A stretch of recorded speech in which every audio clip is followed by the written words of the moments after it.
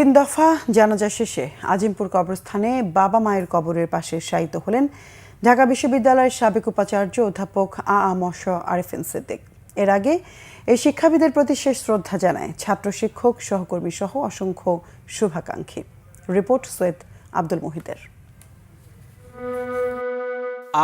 ম.শ. আরেফিন সিদ্দিক ঢাকা বিশ্ববিদ্যালয়ের সাবেক উপাচার্য। বৃহস্পতিবার রাতে রাজধানীর ইব্রাহিম কার্ডিয়াক হাসপাতালে মারা যান এই শিক্ষাবিদ ও গণমাধ্যম ব্যক্তিত্ব।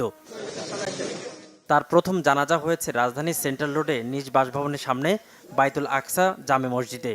সকাল 11টায় এতে অংশ নেন পরিবারের সদস্য, ঢাকা বিশ্ববিদ্যালয়ের উপাচার্য ডক্টর নিয়াজ আহমেদ খান ও বিশ্ববিদ্যালয়ের শিক্ষক শিক্ষার্থীরা।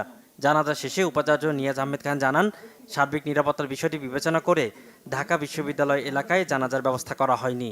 সার্বিক পরিস্থিতি বিবেচনা করে পরিবারের সিদ্ধান্তক্রমে তাকে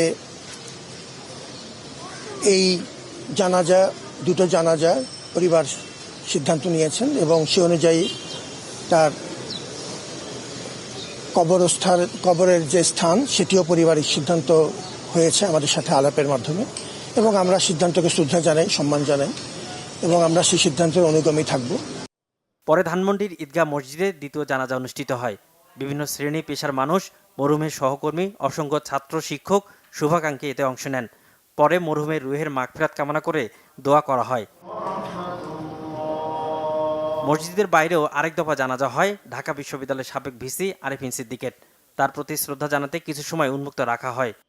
আমাদের শিক্ষা জীবনের সবচেয়ে বড় পাওয়া আরেফিন স্যারের মতো একজন শিক্ষককে সান্নিধ্যে আসার সুযোগ হওয়া। উনি আমার সহকর্মী ছিলেন, একই সাথে একটা প্রগতিশীল রাজনৈতিক চিন্তাধারার মানুষ ছিলেন এবং উনি মানুষের উপকারে নিজেকে উৎসর্গ করেছেন।